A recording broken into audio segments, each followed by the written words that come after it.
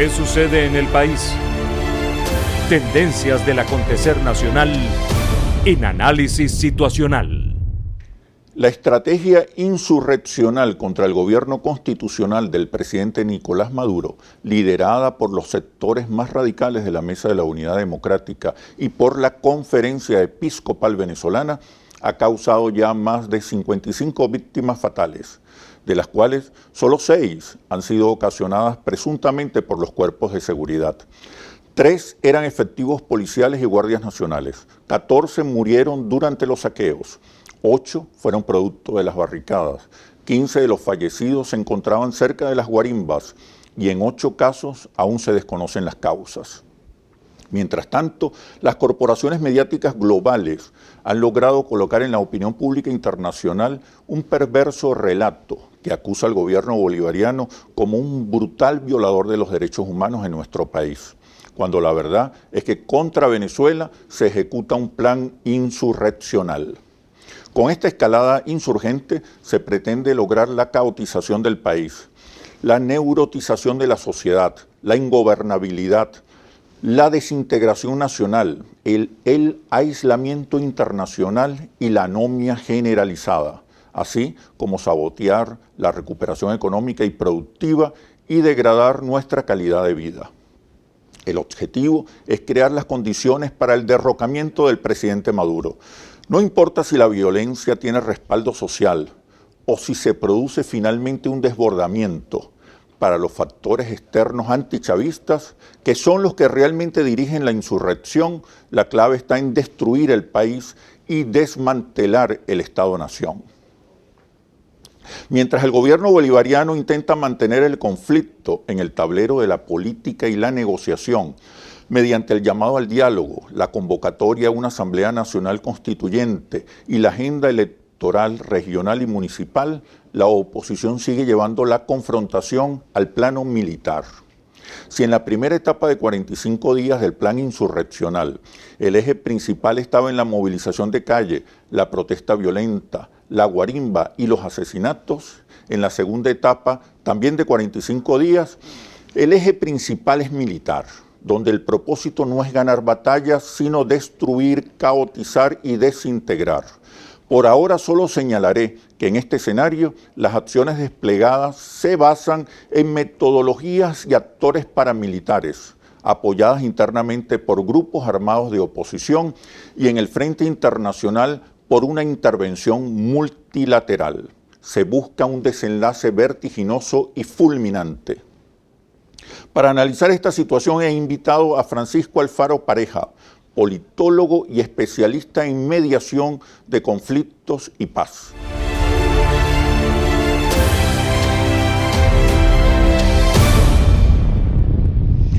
Bienvenido, Francisco. ¿Cómo estás? Gracias por la invitación, Oscar. Bueno, como experto en paz, en diálogo, ¿en qué estado, en qué situación, en qué estatus se encuentra el diálogo en Venezuela? Mira, en estos momentos nos encontramos quizás en la etapa más fría del diálogo, donde está más estancado, donde la mayor parte de los puentes han sido rotos desde esa experiencia traumática quizás de finales del 2016 y donde pues, los actores políticos se han atrincherado pues, en sus posiciones, generando pues una escalada muy peligrosa de la violencia. Quizás hoy Venezuela se está enfrentando a uno de los momentos más peligrosos y delicados de su historia republicana después de la consolidación de su independencia, ¿no? Creo que es un momento para la reflexión, para el liderazgo de altura de miras. Y para advertir de las consecuencias que nos puede llevar esta situación si no logramos reconstruir al menos un tejido político mínimo, un espacio común mínimo que nos permita entendernos como venezolanos y, bueno, seguir adelante desde el punto de vista de la vida nacional, ¿no? Hay una escalada violenta del plano de la protesta, del tablero de la protesta ciudadana, se ha pasado a un plano más violento. En los análisis que hace Interlace, nosotros prevemos una escalada militar. por la presencia de grupos armados en la oposición, la presencia de grupos paramilitares, que tienen como objetivo caotizar, hacer ingobernable el país y provocar un derrocamiento. Independientemente de eso, cuando se llega ya al plano militar, ¿qué papel puede jugar el diálogo? Pero me respondes cuando regresemos a los comerciales. Ya venimos. ¿Qué sucede en el país? Tendencias del acontecer nacional en análisis situacional. ¿Qué sucede en el país? Tendencias del acontecer nacional en análisis situacional. Te preguntaba, Francisco, ¿qué papel puede jugar el diálogo en momentos que nos amenaza una confrontación más violenta, incluso una confrontación en el plano militar, como escenario? Sí, es importante decir que los niveles de violencia han escalado también producto de pues la intransigencia a permitir que las manifestaciones pues puedan llegar a su destino, ¿no?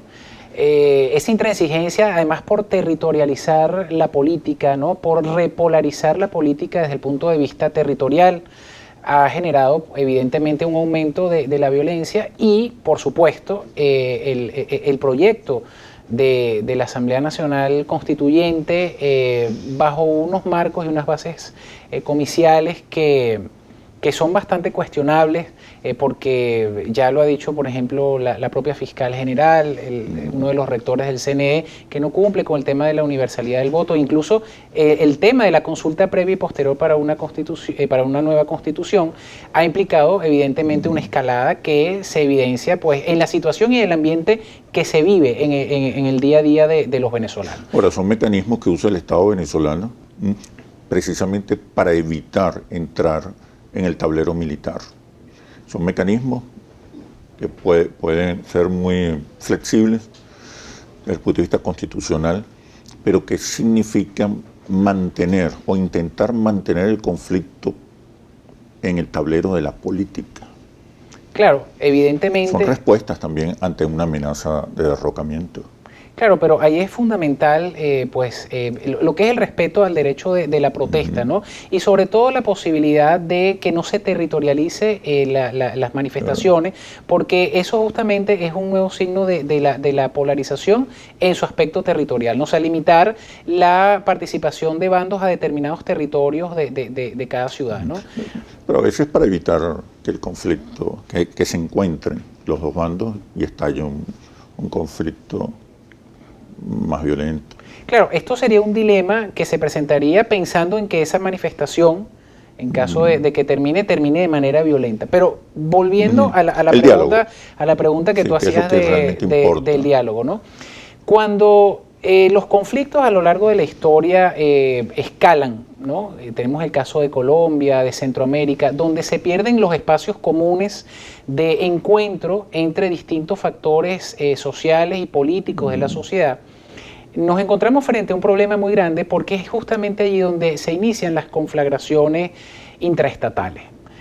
Y eso nos puede llevar a un plano muy peligroso. Es justamente el momento donde es más necesario promover la negociación, donde es necesario promover la altura de miras, donde es necesario impulsar incluso alternativas de coalición ante dos propuestas que cada vez están demarcando diferencias muy importantes. Una enmarcada en la Constitución del año 99 y otra enmarcada en el proyecto del socialismo del siglo XXI, que de algún modo está buscando ser impulsado a través de esta Asamblea Nacional Constituyente, pero que por otra parte, otro sector propugna es el mantenimiento de la Constitución del año 99. Entonces, si estos espacios siguen alejándose y no hay o al menos un marco mínimo de entendimiento, podemos estar ante, como lo decía en el segmento anterior, en uno de los momentos más delicados de nuestra historia republicana. ¿Cuál es la experiencia histórica internacional cuando el conflicto escala a un plano militar?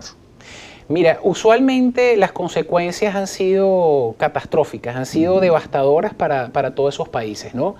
No ha habido triunfadores ni vencidos en No, normalmente, En general. o sea, en general siempre ambos sectores permanecen en el tiempo, ¿no? Yo creo que esto sería uno de los mensajes más importantes a señalar y a difundir. Y es que hoy en día los sectores plantean que uno puede existir sin el otro, o que quizás el acceso al poder de un sector o la permanencia en el poder por parte del otro podría implicar la desaparición del otro sector. Incluso si se escala a un mayor nivel de violencia, eso tampoco ha pasado. Ahí tenemos un caso cercano, nuestro vecino, Colombia. Después de casi 50 años de conflagración, ahí sigue el gobierno colombiano o la élite política colombiana del bipartidismo. Están los grupos guerrilleros, los grupos paramilitares. Ninguno logró imponerse al otro y están justamente en una mesa de diálogo con uno de los factores. Se está impulsando un proceso de paz también con el ELN. Sin embargo, la gran pregunta sería, ¿se podría haber evitado esto si en su momento los sectores políticos con altura de miras, con sentido nacional, con sentido republicano, hubiesen logrado alcanzar espacios mínimos de convivencia y de alternabilidad en el poder? Seguramente sí se podría haber evitado. Pero bueno, usualmente lo que sucede, Oscar, es que los países no aprenden por cabeza ajena, llegan a esta situación y años después vuelven al punto de inicio, que es el de la negociación y el pacto. Entonces, la pregunta ¿es el momento de evitar que la violencia escale y que los venezolanos podamos encontrarnos en un marco mínimo?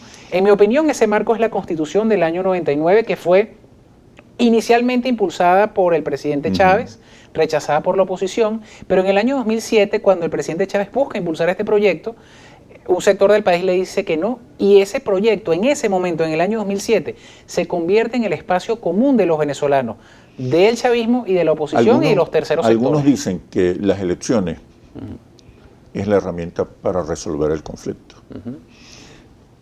He consultado con expertos en paz, en diálogo, especialistas en estos procesos conflictivos, que dicen que muchas veces las elecciones lo que hace es avivar el conflicto, porque son procesos que implican un vencedor y un vencido. El vencedor va a querer aplastar al vencido, el vencido se va a querer defender, como ha ocurrido recientemente en Venezuela. ¿Es las elecciones el primer punto de la agenda o más bien es el último punto, el punto de la agenda del diálogo, una vez que se establecen condiciones de cohabitación, convivencia, alternancia? Uno de los acuerdos que se logró en diciembre del año 2016 fue justamente impulsar un cronograma electoral. Porque las elecciones, aunque polarizan en el momento de la campaña electoral a la sociedad, en un sistema democrático funciona como una de las válvulas de escape, como uno de los mecanismos de regulación de los conflictos naturales. Pero cuando el triunfo electoral es usado para aniquilar al otro, a ver, eso es democrático. Pero entonces en ese caso lo que habría que decir es qué concepción de la política tienen los actores que están en confrontación.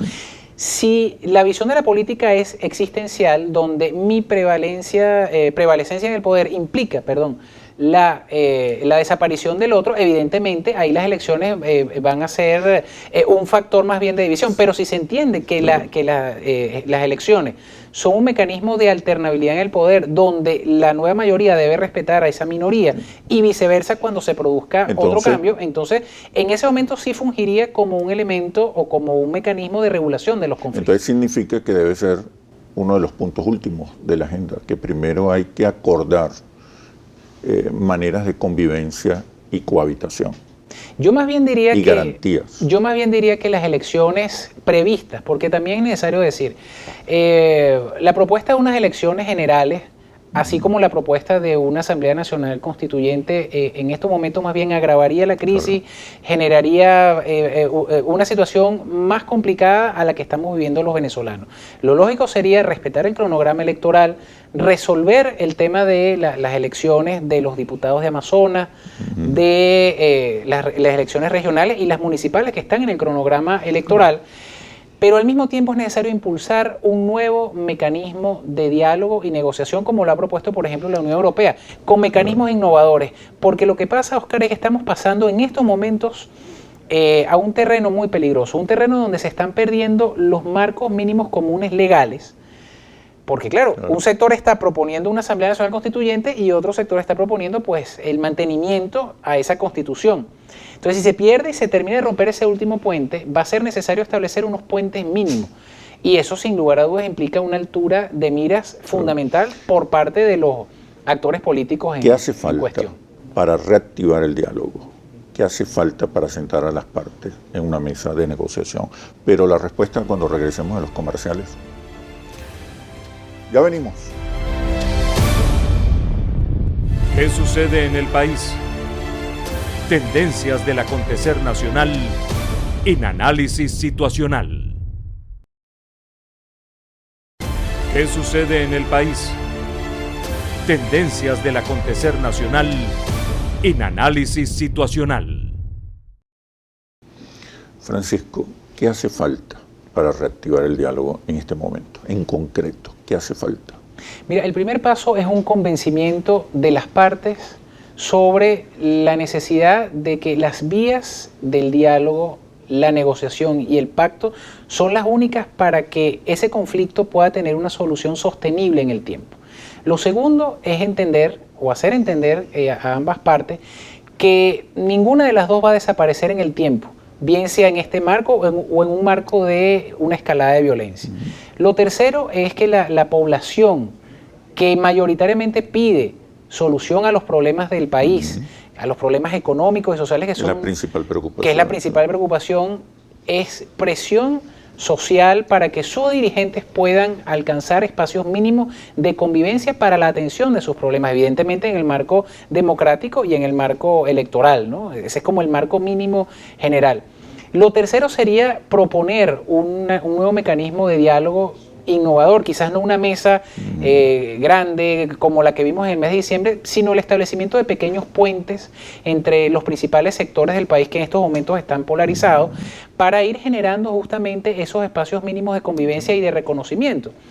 Lo tercero sería construir desde abajo, ¿no? Construir desde abajo, quizás de manera silenciosa, pero de manera urgente, esos espacios y esos puentes mínimos que permitan apuntalar hacia nuevas fórmulas.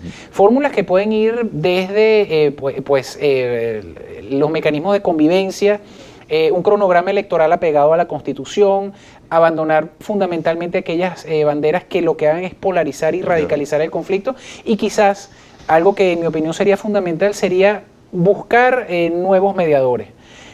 Quizás renovar el ejercicio de la mediación con mediadores que le puedan dar un nuevo tono a un ejercicio de reconocimiento mutuo. Es necesario, Oscar, incluso pensar en la posibilidad en un mediano plazo de un gobierno de unidad nacional o de coalición. No es descabellado. O un programa común. O un programa común mínimo. Compartido. Porque estamos en un momento en el cual, si no logramos restablecer ese espacio mínimo de reconocimiento común, podemos estarnos enfrentando a uno de los peores momentos de nuestra historia republicana. ¿Qué hacer con las redes sociales en manos de los radicales?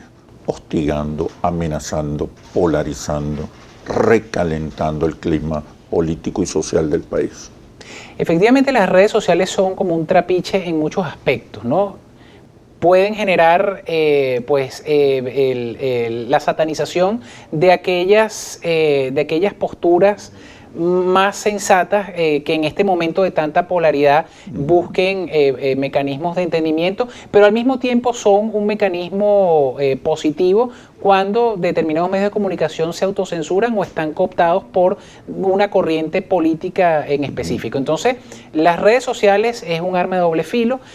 Tiene sus puntos positivos y negativos. En todo caso, yo creo que es la responsabilidad por parte de los usuarios de las redes sociales de reconfirmar siempre la información que allí...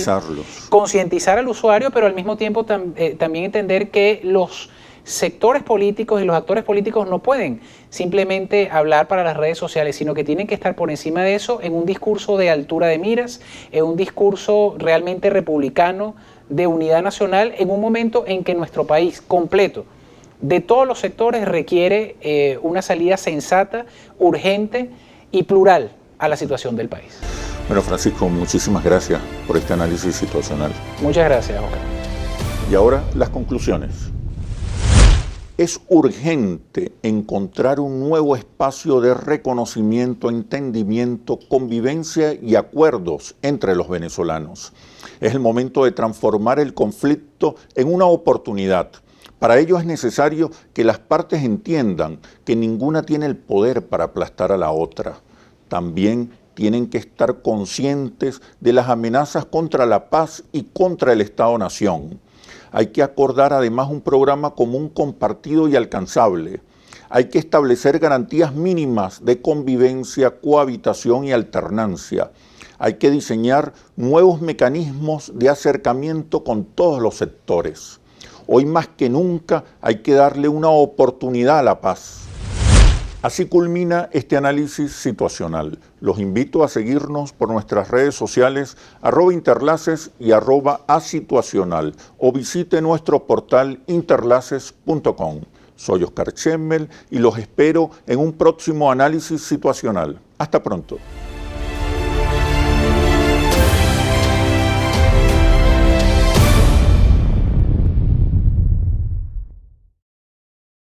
¿Qué sucede en el país? Tendencias del acontecer nacional en Análisis Situacional.